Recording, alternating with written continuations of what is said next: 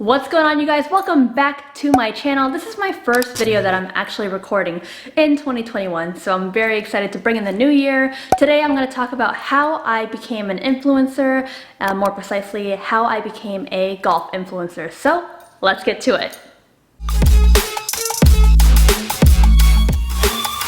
Alright, you guys, so I've actually written down a few of the most common questions I receive in regards to being a golf influencer, so this is how I'm going to address it. So for the first question, it is, how did you become an influencer? Firstly, if you guys haven't seen my What is a Golf Media Personality, that was my first video I ever shot just about a year ago. We're a year into YouTube, you guys. So thank you to everyone who has actually subscribed and enjoy my videos. I'll put it in the caption below, what is a golf media personality? So that also kind of answers some of the questions that I'm about to bring around. But how I became a golf influencer really all began with timing. So end of 2015, beginning of 2016, that was when golf really got hit hard by the social media bug. And myself and a handful of girls really grew in the space during that time period. One of them really leading the pack was Paige Renee. And she is a great friend of mine. She and I actually played professional golf together on the mini tour circuit, and we both coincidentally also decided to quit at the same time because it was just so much to bear. There was just so much we were putting in and very little that we were getting out, and really what made sense at the moment that was choosing media. And so Paige was the one who really began it all, and it wasn't intentional for her either. It just kind of happened right when we were all finishing out in college, and she had a video go out there. It went viral and she was given this amazing platform, and what she was able to do was actually really pave a path for basically all the golf influencers out there. I know that people may have, you can say whatever you want, but you know, Paige is a really great human being, and she has really put and created a different job out there, really.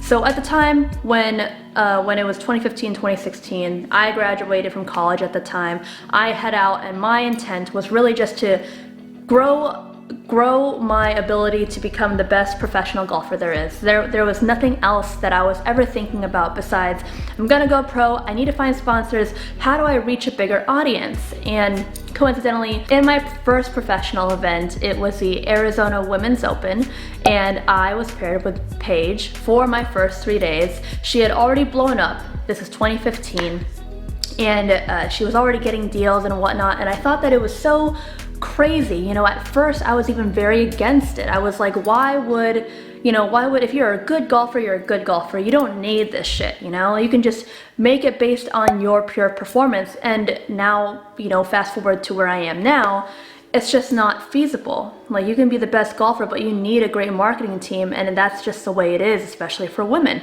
And when I was playing with Paige, long story short, she actually, I don't even know if she remembers this, I have to text her about it, but she said very briefly, like, why don't you just start and get into it? And I really didn't begin. I just like had an account, really, and that was it. I didn't have any ill feelings though towards Paige in the very beginning because we grew up playing junior golf. I already knew she was a great golfer. She was playing, at a D1 school, and playing on the travel team. I always knew she was a great player, so that was how I knew her in that context. But anyway, she said this, that maybe you should try getting into social media. You're pretty and you're this and that, like, give it a go. Didn't really know what that meant. Playing collegiate golf, I never wore makeup while golfing. I never really cared as much about how I looked. It was really all about how I performed, and that was really all I wanted to focus on moving forward. But I knew that if I wanted to have a sustainable golf career, I knew I needed to build something for myself because I didn't have the means to ask my family for help or anything of that sort. I really had to do it all myself, and really grateful I did, because this is how I ended up. Just posting more on social media, just trying to be more active. There were more pages that were featuring accounts, and I started getting featured on accounts for swing videos, photos, eventually trick shots and dances, and being featured really helped grow. I remember the first time I got featured, because I got featured on Golf Babes, and it was a was it a trick video? Was I bouncing the ball? I think I was bouncing the ball or something. I was bouncing the ball. I came straight from workout, so I'm wearing a sports bra and just compression shorts, and I'm bouncing the ball, messing around, and I could do this trick where I spin the ball in the club. Start doing it, and it took off. I remember just seeing my phone light up like crazy, and I went from, I don't know, like 300 followers to maybe 5,000 in a couple days, and that was the start of it. And so after that moment, I was like, oh my gosh, this is cool. I want to grow. This is awesome. I'm really, my only goal again was get more sponsors. So, you know, a month into actually trying to really grow on social media and train just as hard, I scored my first partnership with a brand called G-Belts. And myself and one of my other friends who I used to travel and play professionally with, her name is Savannah, we were the G girls. We had this big, you know, we wore flat bill hats that had a G on it, belt buckles that had a G on it, and we rocked it. And I remember receiving that DM saying like, hey, we want to give you free gear. I remember just crying.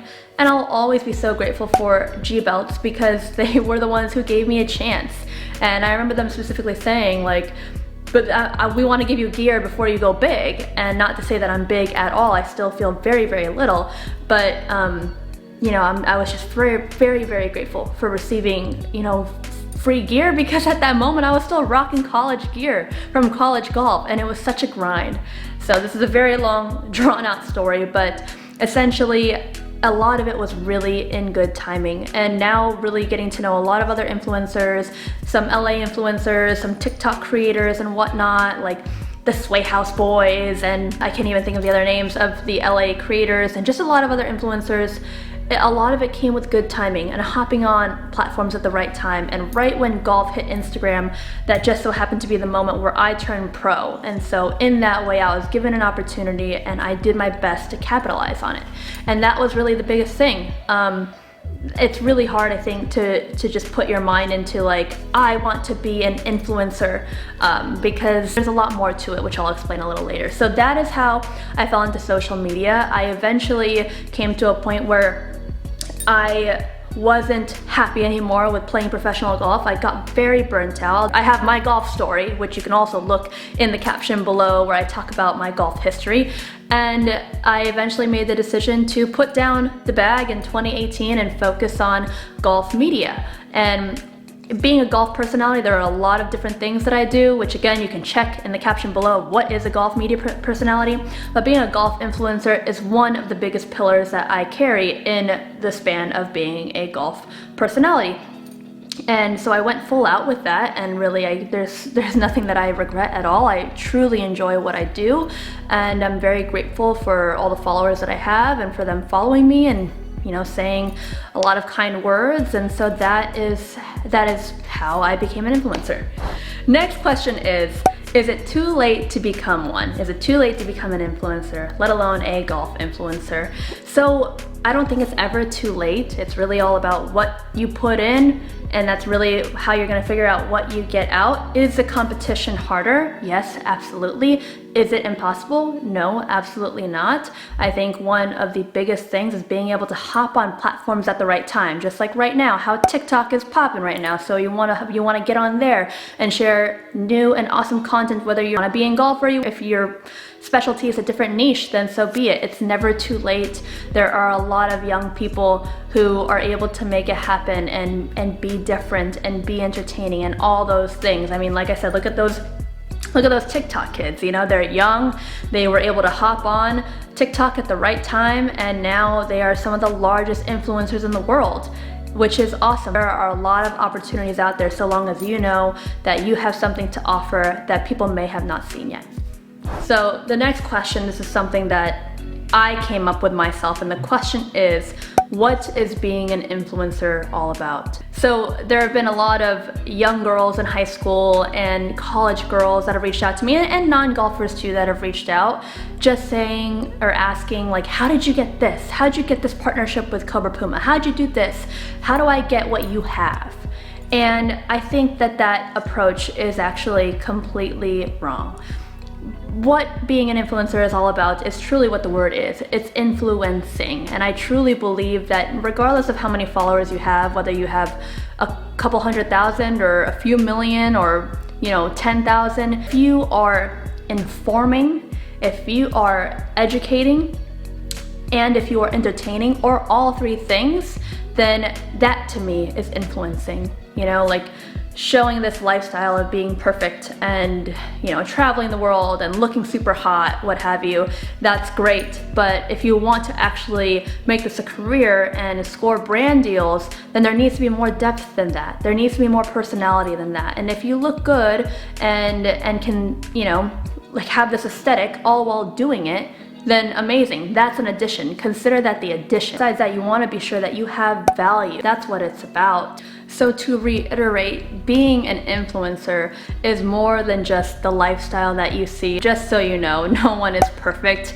and everyone's gonna put their best foot out there. If any of you who actually follow me on Instagram or TikTok or what have you, like, I don't really care about being perfect on there. Of course I want to feel good and look good, but it's really just me. I don't care about showing my fails. I don't care about showing the silly moments or if I look embarrassing. I think that's really what makes people human.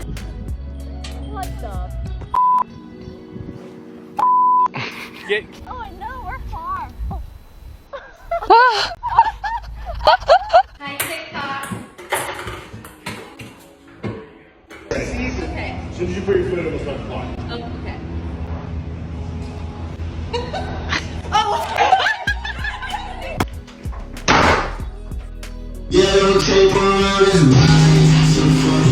So the most important thing is, what value am I bringing? How did I get a sponsorship with X, Y, and Z? Because I worked my ass off to show them that I am worth giving a chance. If I couldn't get their attention, I would do everything I can to create content, being loyal to that brand, trying to catch their attention, and then sparking a conversation, and then trying to build that relationship from there.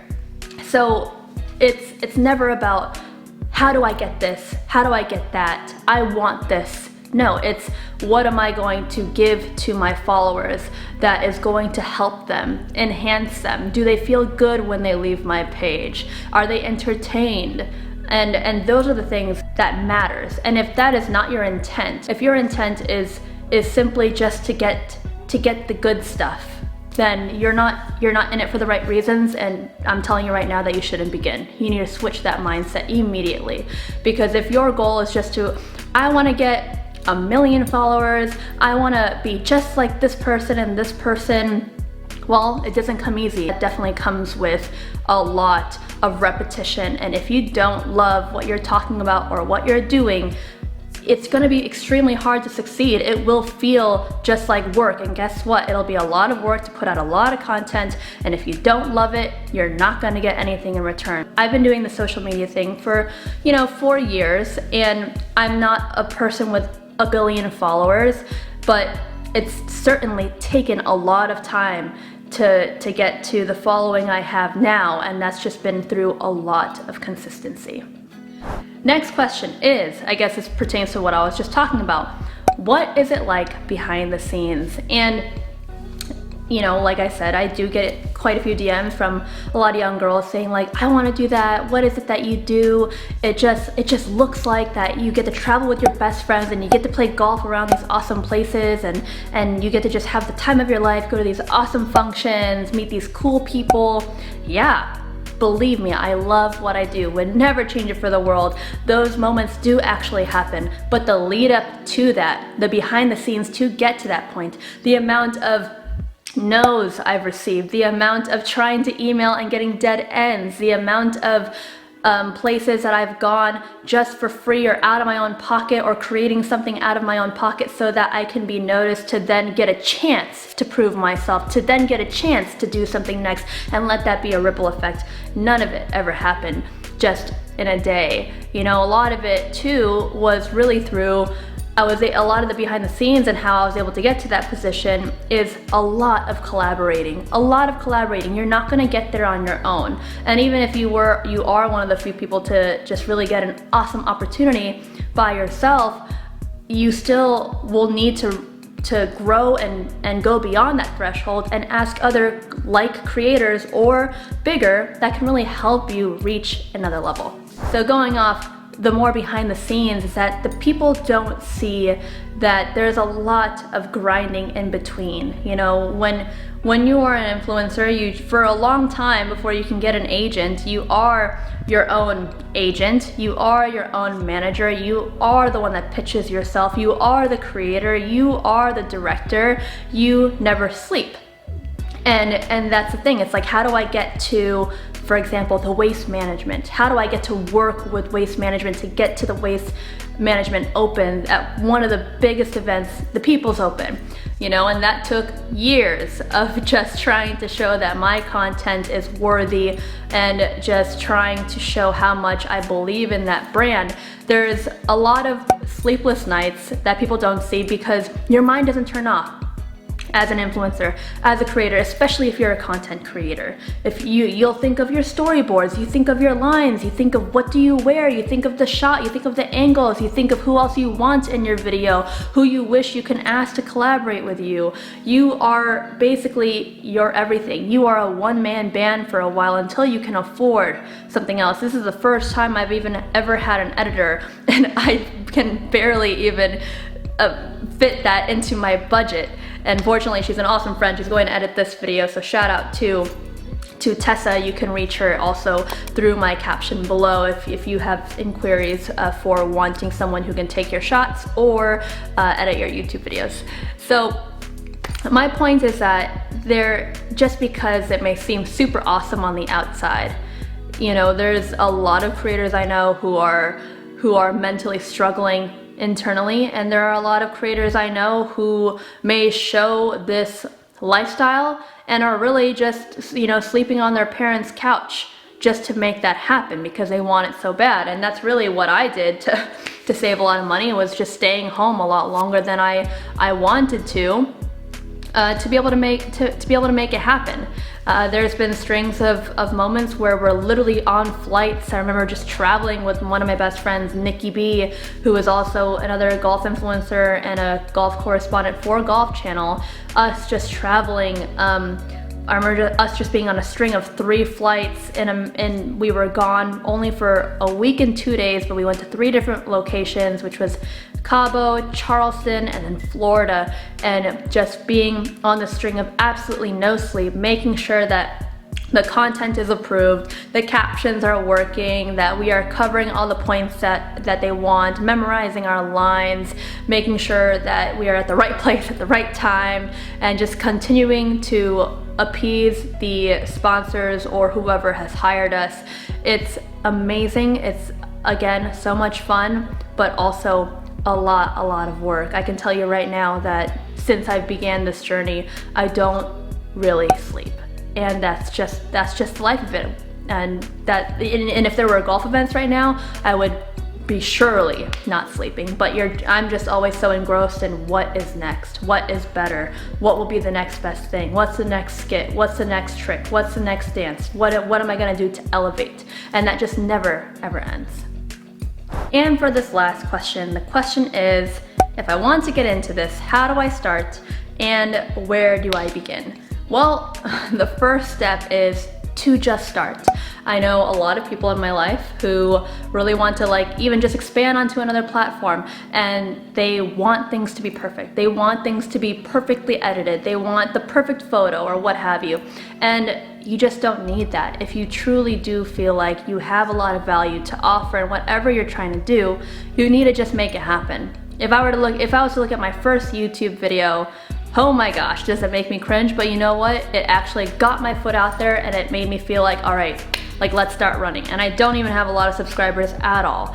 So that's my first advice, is literally just get started. Second, whatever it is that you choose to do, I think you should really think about, and within your niche, what makes you different? What are you going to offer? Like, if I was to answer that myself from years ago, my difference was, well, I do believe there needs to be more Asian representation in terms of being on TV and being more out there in golf, not just players. So that was one of my first goals. And then I wanted to show that, you know what, I know I can do awesome tricks. I can advertise for these cool brands in a different way that's really engaging, that doesn't look like an ad. Let's do some cool tricks. You know what, I've always been a dancer my whole life. I was a competitive dancer. What if I combine the two? Maybe I can make it happen. Was it scary in a conservative golf world? Yeah, absolutely, but I did it. So much dancing, so much fun. And I think that was really one of the biggest reasons why I really grew in following was my first dance challenge that ever happened, which I'm so glad that I did, because now I'm able to really combine both worlds. And I knew that also that I have a broadcast journalism background, and I know that I can speak, I know that I can teach golf. So to me, it was like, do I have value that I think is not out there? Yes. Okay, cool. Now where do I start? Well, I just started. I just started posting. I was like, I just want to post a tip one day. I just want to post a swing one day. I want to post a dance one day. And I just made it happen. And so think about what things that you can offer that are different and just start making it happen. Film it, do it, doesn't need to be perfect at all. Place your phone down, start talking. And then once you have a lot of content out there, look at what is performing the best and then build off that. Go off, okay, like people really like my tricks, so like let's start trying to do more tricks. Let's try and level it up. Let's try and enhance the quality. Let's try and enhance my editing ability and go from there. Next thing to being able to get started is being consistent. I'm sure anyone who does this kind of video of how do I become an influencer, you'll hear everywhere, so now you know that you have to be super consistent. Since I began starting on Instagram as my first platform, I was maybe posting 3 times a week or more. Now I post on average 6 times a week on Instagram, because just with the algorithm nowadays, the majority of your followers aren't gonna see your stuff. So you wanna post often and post quality over everything, but if you can post quality and quantity, then you're winning. And I know it seems daunting, especially when I message girls, like the truth of it, that you have to post this often. On Instagram, I'm sharing 6 times a week. On TikTok, I will sometimes post twice a day if I can, because even just a little of videos, you never know, can take off. It could just be really relatable to someone else, and I go through a lot of tournaments and a lot of throwbacks that I think are really fun. Twitter, you ideally want to tweet multiple times a day. YouTube, you want to put at least, at best 2 to 3 videos per week. It is daunting, but the difference is that if you truly, truly love what you are doing, then this is something that you would do regardless. You just put the camera, set it down, turn it on, and begin. I mean, you can have a high quality iPhone and really make a lot of videos happen. I don't even know if you guys noticed, but a lot of my videos are actually shot on phone, and this is the actual camera, but it's very, very possible. So being super consistent is key, and how to be consistent, especially when you go through, burnouts. And I truly feel like I'm going through a burnout right now. It's just reminding yourself why you do it, why you love it, and going from there. As I've mentioned before, if you are going into this thinking like, I want to be the best travel vlogger, blogger, whatever it is that you want to do, well, and you want to get all these sponsorships, well, if that is your goal, you're not going to get there, because 1, there's a kabillion other people out there, and 2, you're in it for the wrong reasons, and 3, if you're just in it for the money or that experience, I don't think you're going to be able to post as often and create quality content as often, because if you're only posting to wait for what is in return, you're gonna get nothing. I didn't get my first gig through social media until maybe a year and a half in. And I remember thinking like, this is awesome. Like, I don't have to actually play professional golf to do this. Like, I'm so grateful. You know what? I would do this for free. Like, I can't believe I'm being asked to go to an event and just like be there for free and just show how cool it is through a social media eye.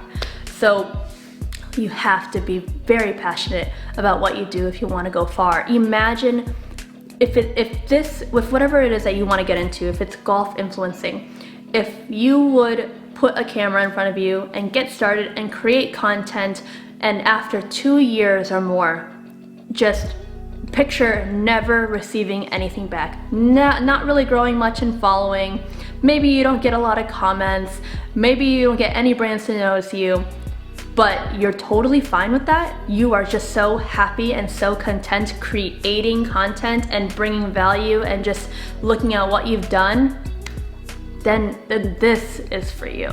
I mean, like, look at a bunch of other like famous beauty bloggers like Bretman Rock or James Charles, like or Manny. Like, they simply just put the camera on, and a lot of it was their outlet. They just were creating videos for fun, and they turned fun into a job. So that is how you want to start. That is a mindset that you want to go into. And then once you get started, then you could focus on enhancing the things that you already have, working on your speaking ability, working on your editing, and just refining the things that you do, and then making it better. So besides that, I think that's basically everything that I wanted to cover.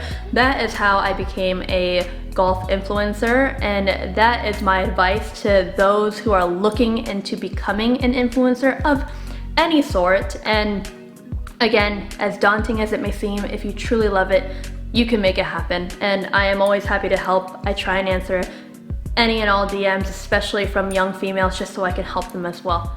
Well, alright you guys, that is it. That is how I became a golf influencer and everything in between. If I've missed anything, feel free to comment down below any questions that you may have. I guess one thing I do want to add is that, cheesy as this may seem, you can truly make your dream a reality. And I think if anyone who has followed me from the very beginning till now, I think that I'm proof that you can make it happen. You know, like this is finally, you know, 2020. Last year was definitely a hard year, but since 2019 and especially 2020, I think it's been the first couple of years that I was really able to take care of myself and financially be responsible for myself. And it took a lot of grinding, and essentially it took basically 24 years of golf experience and playing professionally and completely failing and playing collegiate golf and being emotionally torn in so many ways, but it all had to happen. Just wanted to throw out that timeline, I suppose. But anyways, you guys, if you like what you see, be sure to like, subscribe, and hit the notifications button so you don't miss a beat. Bye for now.